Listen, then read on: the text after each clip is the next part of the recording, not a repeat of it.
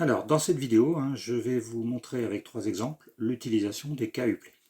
Donc déjà, on revoit ce que c'est, ce que sont les KUplay. Donc, je vais prendre par exemple un ensemble E composé des éléments 1, 2, 3 et 4, par exemple. Et donc, à partir de cet ensemble, je vais créer des KUplay, c'est-à-dire des éléments qui vont, par exemple, je pourrais créer des 3 uplay avec des éléments de E. Donc, par exemple, ça peut être 2, 3.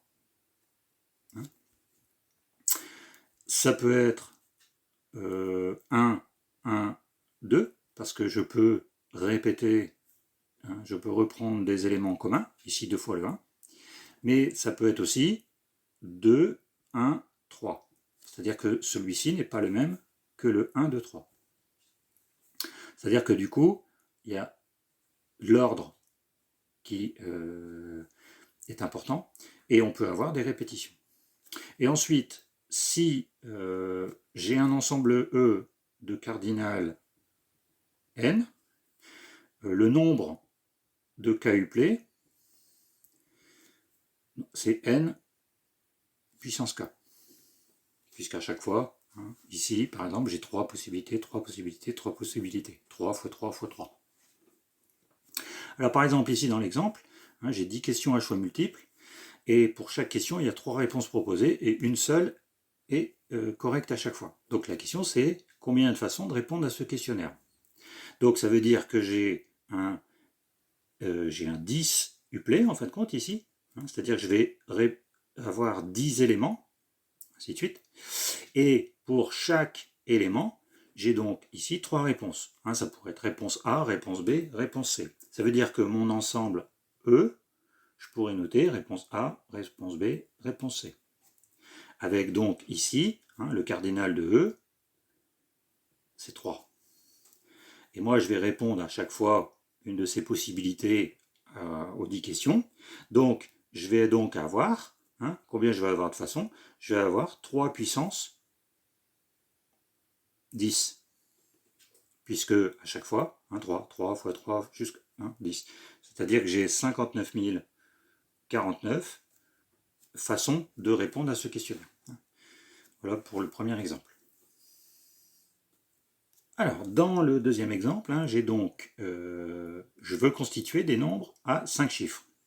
Premier exemple, je veux dénombrer les nombres à 5 chiffres, composés du 1, du 2, du 3 et du 4. Donc, ça veut dire que je veux former un 5 uplay, puisqu'il n'y a pas de restriction. Je peux toujours, je peux mettre à chaque fois des chiffres identiques. Et ensuite, l'ordre va avoir une importance, parce que si je commence par 1 ici, ou si le 1 je le mets à la fin et je ne le mets pas au début, c'est pas le même nombre. Donc ça veut dire que mon ensemble de départ, son cardinal, c'est 4, et moi je fais donc des 5 uplés. Donc on avait vu la formule n puissance k. Donc ici, il y a donc 4 puissance 5 possibilités pour les nombres à 5 chiffres, ce qui représente 1024.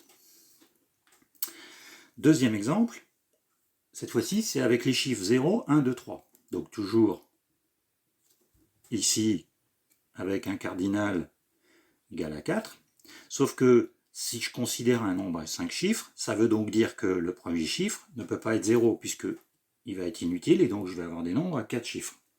Ça veut dire que pour ce nombre-là, ce chiffre, j'ai donc que 3 possibilités. Alors que pour les autres, j'en ai 4 à chaque fois. C'est-à-dire que j'ai d'abord la constitution du premier chiffre, et ensuite la constitution du reste. Donc, toujours par la formule que le cardinal du produit cartésien, c'est le produit des cardinaux. Donc ici j'ai 3, donc j'ai 3 fois 4 puissance 4. Ce qui me donne 768 nombres possibles, cette fois-ci en utilisant le 0, le 1, le 2, le 3. Donc voilà pour cet exemple numéro 2. Alors dans cet exemple 3, on va déterminer combien de plaques d'immatriculation on peut constituer donc en France. Donc une plaque d'immatriculation, c'est donc, Si on prend un crayon qui fonctionne, ça va mieux. Donc c'est 2 lettres et 3 chiffres et 2 lettres.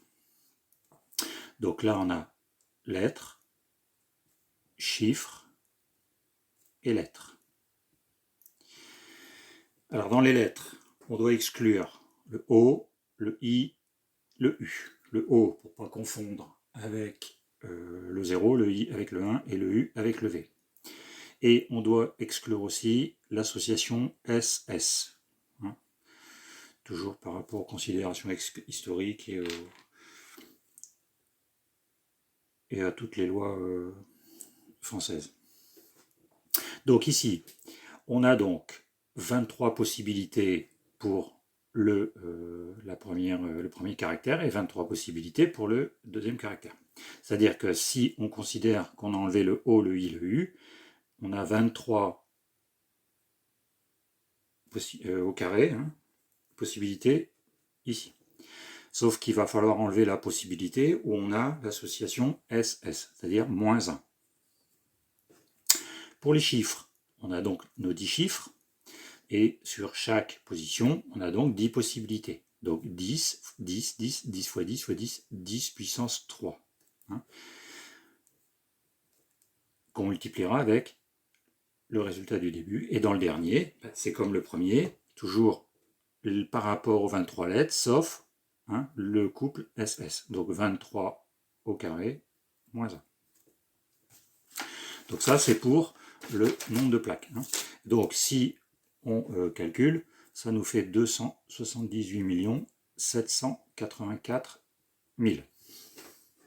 Donc voilà le nombre de plaques que l'on peut constituer en utilisant les règles que j'ai ainsi données au début.